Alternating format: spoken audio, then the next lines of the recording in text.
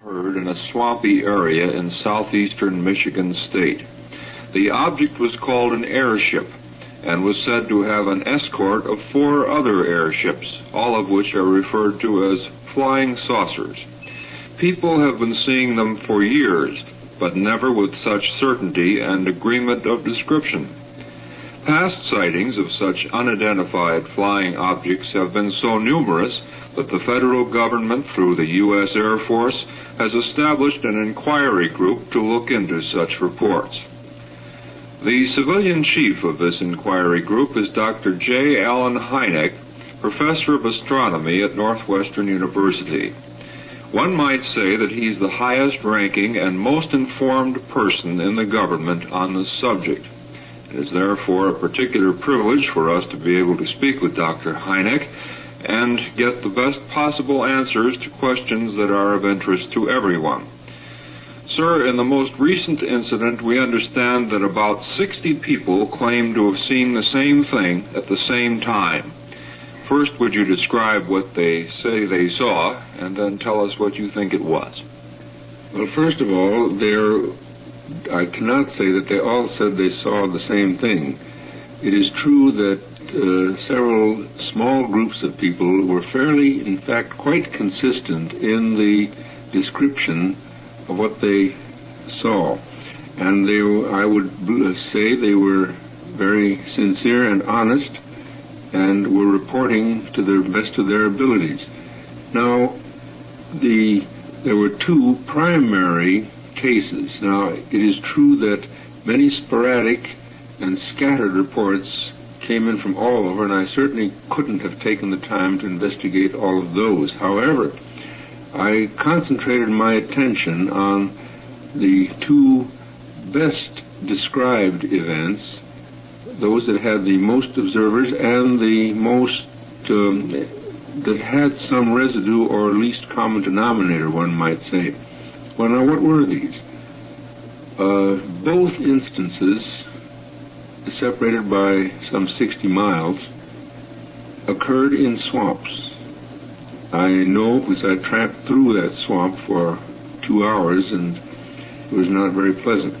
Now, first of all, it seemed to me that this could hardly be a coincidence, that the lights, and let me remind you that all that was described, with the exception of 2 people, the great majority of the people described only lights, a glow, and rather small red, yellow, and green lights. Now, the fact that this occurred near a swamp or at a swamp in both cases, a great number of observers were referring to those 2 events, led me to follow that as a clue. Now, an astronomer doesn't usually worry about swamps. His eyes are looking elsewhere generally. But in as rapid and as thorough a way as was possible in that time, I did notice, for instance, that in Professor Minard's book, and Minard is an astronomer, he describes, in his book Light and Color in the Open Air, he describes lights of these colors, green, red, and yellow, and white, as dancing around swamp areas. The will-o'-the-wisp, sometimes called ignis fatuus, and known by other names also. I believe foxfire is another name given to it. At any rate, then in some chemistry books and in talks with various chemistry and zoology and botany professors, I was told by them, and this is in their field, that it is quite common for the rotting vegetation underneath the ice in swampy areas during winter to develop a fair amount of marsh gas, which is methane, CH4, also phosphine, pH3. And the phosphine can, they tell me, spontaneously ignite. when a spring thaw comes and the gases can bubble up from below and get released, the gases can ignite spontaneously, and they flicker all over the place. They'll flicker at one place and then go out and suddenly appear someplace else, which gives the illusion of motion. And this description fit quite well the description that both the many co-eds at the Hillsdale College told me, and also the policemen who were actually in the swamp and saw the lights themselves. None of the policemen, as far as the swamp experience is concerned, observed any object. They observed lights aglow.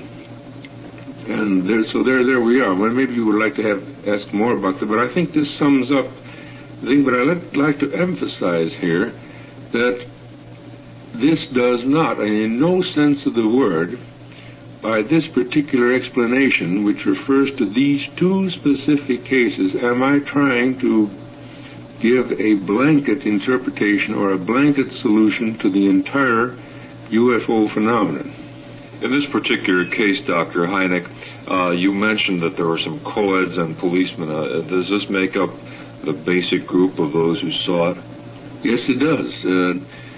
There were no, with the exception of the Civil Defense Director in Hillsdale, I would say there were no technically trained observers. By this I do not mean that there were no intelligent observers. The great majority were very intelligent observers, but not technically trained in the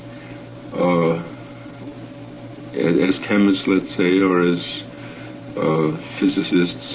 For instance, wouldn't it have been nice had we gotten a spectrographic analysis of the lights? That would solve the problem immediately. But these observers were not unintelligent people, obviously. No, they're definitely not. And they were, I can understand, and I sort of feel very sympathetic, particularly to Mr. Manor, the farmer in question, whose land was quickly overrun by the curiosity seekers, and he was called all sorts of strange names like Martian and so forth. It is just too bad that mass hysteria can take over after a perfectly honest and sincere sighting is reported. Let me get this point straight. These people that saw this weren't in any way excited about it or hysterical about the fact. They were seriously observing what they thought they saw, right? That is absolutely correct. Even the young ladies at the college, you would normally expect they might get hysterical and rush around and say strange things, but according to all reports I had, and when I talked to them myself, they were quite level-headed. But the lights they saw were localized to the swamp area. They were described as red and yellow and green, and they did not move very far from the general locale of the swamp. Let me ask this, sir. Why hadn't these local residents seen this kind of gas before? Well, that's a question I asked myself, too. I said, well, look, there are lots of swamps in Michigan, and why, therefore, isn't this a very common phenomenon?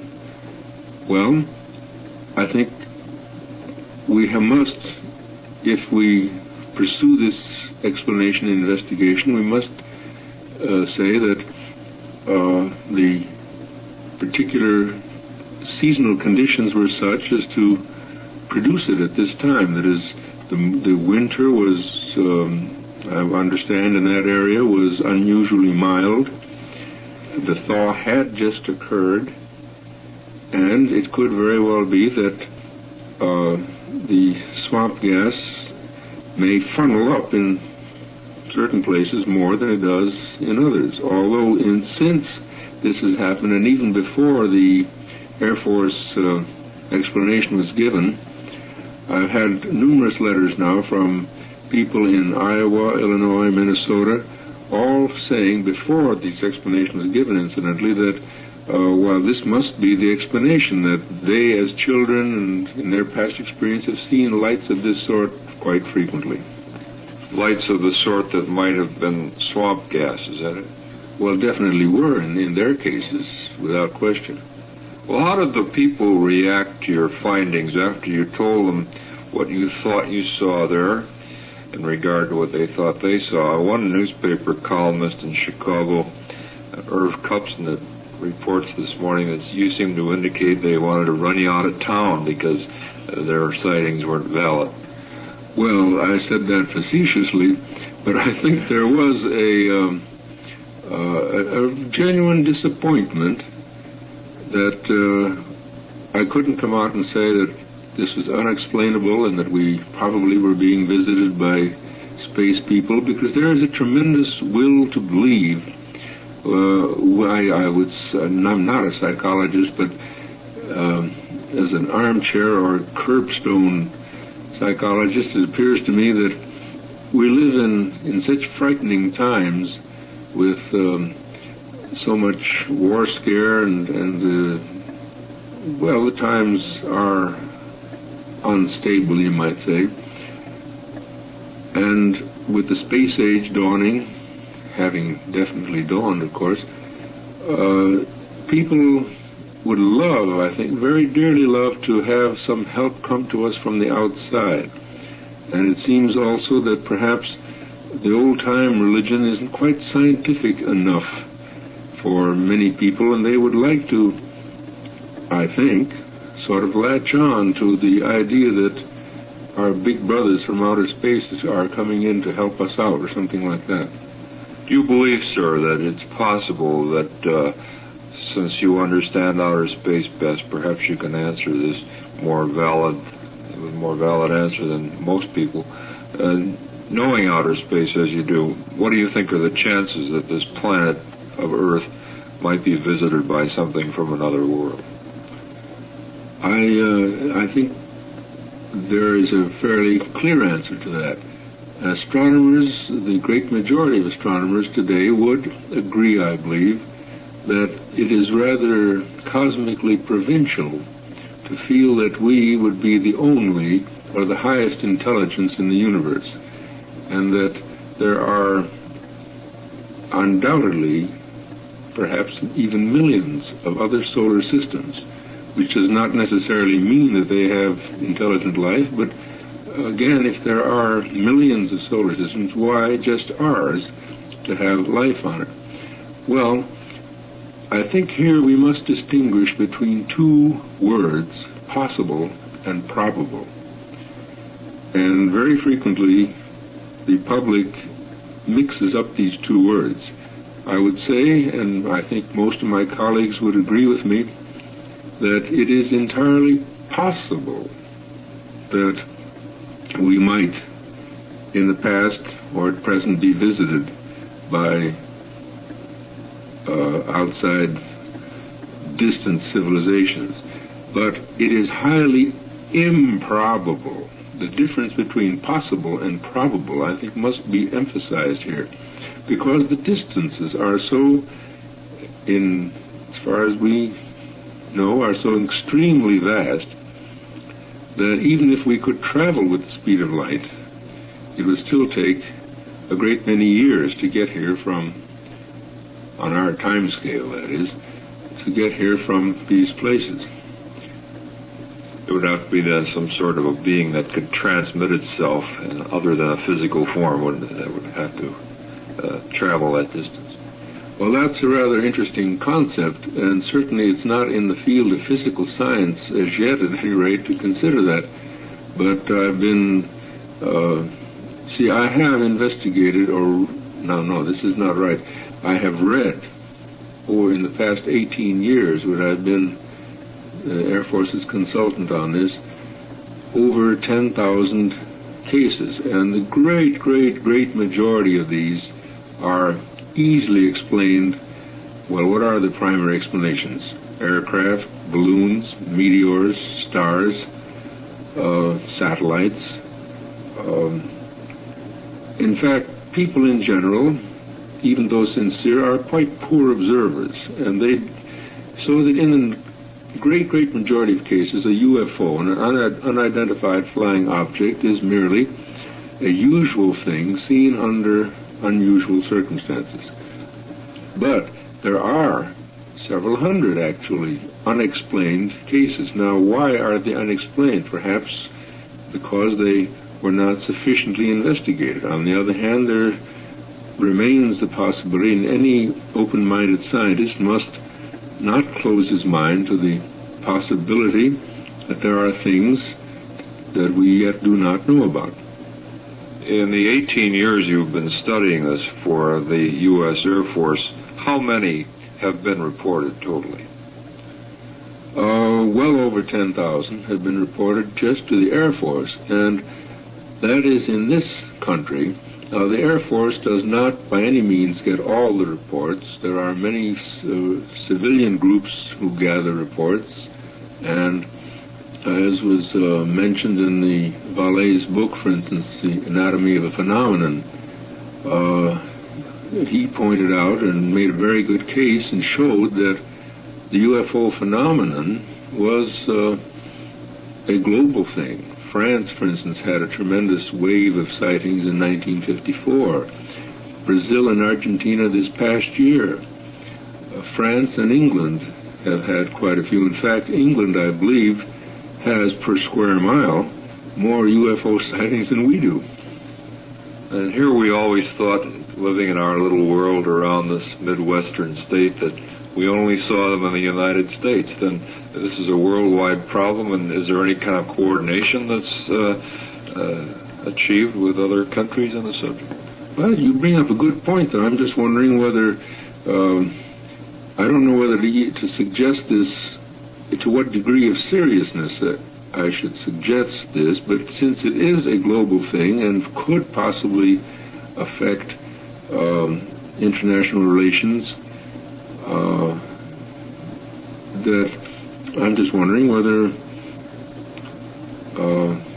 let's say the United Nations or UNESCO or something might set up a small commission to look into this. I have already, in my capacity as scientific consultant to the Air Force, recommended some time ago, quite a long time before this happened, this present sighting happened, that in those that competent scientists quietly study such cases when the evidence from responsible people appears to warrant such study. But I want to emphasize the study should be scientific, quiet, unpublicized, and, in other words, done in a dignified way, devoid of all the mass hysteria that comes in with these things. Have some of these kinds of investigations been carried out that we don't know about? I've carried out a few, but there are a number of cases. For instance, I honestly don't know what to think of the case reported in Cuernavaca, Mexico, last September. Reputedly, and I unfortunately couldn't get down there. For one thing, the Air Force has no jurisdiction in Mexico. But here's again a case of where this UN commission might look into things like this. There was a startling report made in Cuernavaca, which, on the face of it, seems extremely mysterious. But I want to emphasize, on the face of it, if we dig down and investigate it, it may turn out to be a perfectly normal, natural thing. At the moment, I don't see how. Going along your lines of thinking concerning a UN commission, it is true that in Congress, among all the congressmen that are there are certainly a large group of skeptics, and they seem to want to organize a congressional investigation of this latest incident. What do you think about that? Well, a scientist should always welcome an investigation if it's a scientific investigation. I think it depends here on what is meant by a congressional investigation. if it is, if competent witnesses are called in, and the whole situation is studied scientifically and given more time to it than I, as one person, could give to it, I would welcome such a thing. Who do you think would give you your strongest arguments, by the way? For or against? Either way, I think in favor of the reality of these things, who do you think would give you your biggest argument? Well, I think the people right in Michigan, the Sheriff Harvey, and the farmer, Mr. Manor, and a number of people around there. There have been some reports even after that, I understand. I think they would give, because they were sincerely puzzled. I mean, I found in this no attempt at a hoax, at least I don't think so. So that people say, well, I don't know what you say about this, but I know what I saw. I believe what I see. Well, but the human eye can be deceived. I've even heard people, and I'm sure you remember these occasions, accuse you of being in a kind of a collusion with the government and denying these things. Well, this I can categorically deny, because the press release, for instance, of last Friday was written by me and only by me. It's in my own handwriting and my own style, and the Air Force gave me complete freedom to say what I wished. I have one more question, sir. In your opinion, which of these incidents, thousands that have existed over the past 18 years you've been studying them, appear to be the most interesting, or which seems to be the most valid to you? Can you remember any one in particular? I'd hate to pick one in particular, because somebody might say, well, I know that was such and such and so forth. But let's see, offhand, there was the rather interesting case in Homer, New York, which was unpublicized. There was an interesting case, as I mentioned, in Cuernavaca, Mexico. There's a case in Bismarck, North Dakota, a number of years ago. One in Monticello, Wisconsin. Oh, one could go on. Well, what would be the most unexplainable factor in the incident that makes it interesting to you? Well, of course, the most interesting thing would be what is it that they really saw. But apart from that, what bothers me is that there are generally so few witnesses. Now, suppose for the moment that we conjecture, and I'm not saying this seriously, but suppose that we were to conjecture and hypothesize that a spacecraft were visiting us, then isn't it logical to suppose that our marvelous surveillance systems would pick this up? Secondly, if it's seen at point A, why is it not also seen on its way to point B?